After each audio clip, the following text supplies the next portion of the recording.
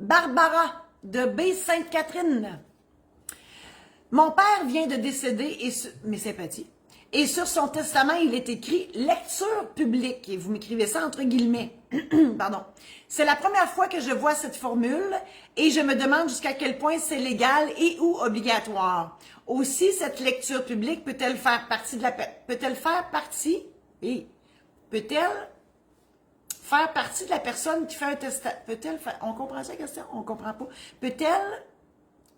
Mon Dieu, c'est la première fois que j'ai une question ambiguë de même. Peut-elle faire partie de la personne qui fait un testament? Je comprends pas la question, ça va pas bien. Je continue. Doit-on obligatoire, il y en a d'autres questions. Doit-on obligatoirement procéder à cette lecture ou plus simplement nous assurer que chaque héritier reçoit une copie du testament? C'est toutes des questions qui reviennent au même, là. Quel est le délai raisonnable pour ouvrir un testament après le décès ou aviser les héritiers que leur nom y apparaît? À notre connaissance, mon père n'avait pas nommé de liquidateur. Il souhaitait que nous nous arrangions avec ça. Que faut-il faire? Vous avez beaucoup de questions, mais je vais tout résumer ça. Barbara, lecture publique, j'ai jamais vu ça. Lecture publique, on met pas ça dans le journal, c'est sûr.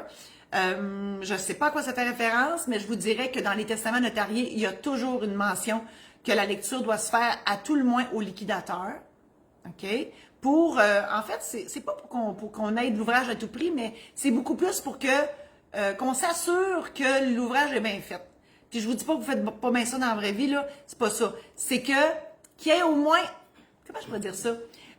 Moi, justement, quand le chiard est pogné dans une famille, puis Dieu sait que ça arrive quelquefois, le notaire est là comme arbitre un peu, puis on est là pour expliquer à tout le monde comment ça va marcher, puis c'est ça, on départage les chicanes, etc.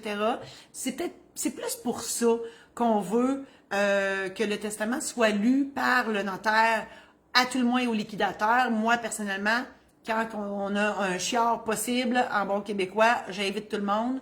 Et à ce moment-là, je fais la lecture et les explications à tout le monde. Comme ça, si la chicane est pour pogner, elle va se pogner là. Puis on va gérer ça.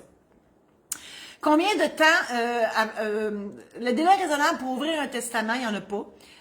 Il y a un délai pour renoncer à une succession et non pas pour accepter la succession. C'est sûr que pourquoi faire traîner les choses longuement?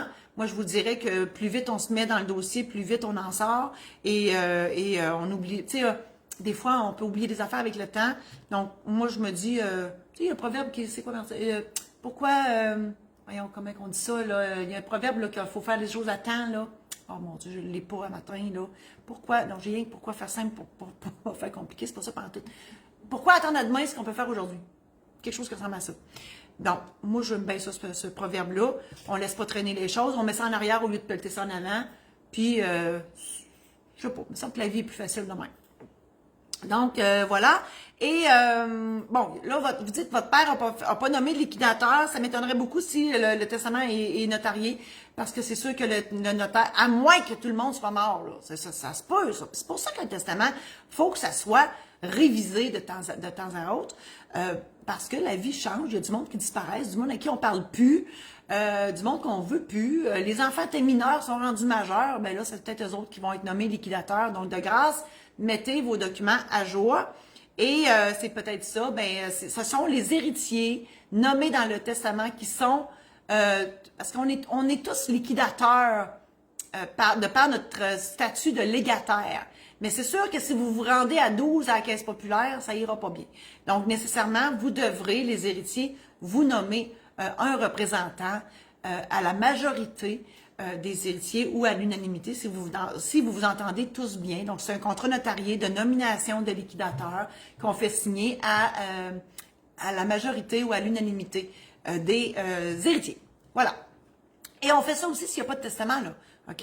Donc, qu'il y a ou non un testament au moment où on n'a pas de liquidateur en place, on nomme quelqu'un. Hier, j'ai eu une succession où il y avait 2 personnes, mais dans 2 villes différentes, et il y en a un qui s'est désisté. Parce que lui, il disait à 2, on va se... Parce qu'il y avait une clause qui nommait, mettons, A, et que si B devenait majeur, il était automatiquement liquidateur avec l'autre. Et celui qui était mineur à l'époque, ben, lui a dit, non, moi, je vais laisser ça à mon frère.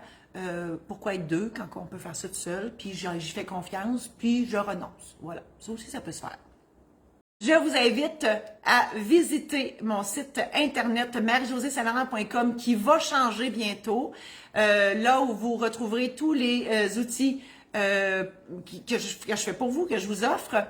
Vous pouvez aussi visiter maisondédition-saint-laurent.com pour toutes les publications que j'ai faites et ça me fait plaisir de vous les présenter, de vous les partager. Ce sont des anecdotes, entre autres, qui se sont réellement passées dans mon bureau.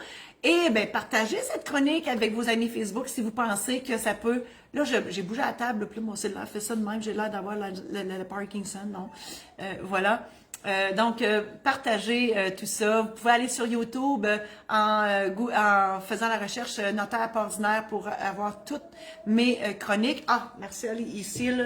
Donc, Marcel va venir vous souhaiter une bonne fin de journée. Alors, voilà, Marcel, mon petit roast beef sur 4 pattes Louis XVI. Hein, Marcel? Hein? Ben oui.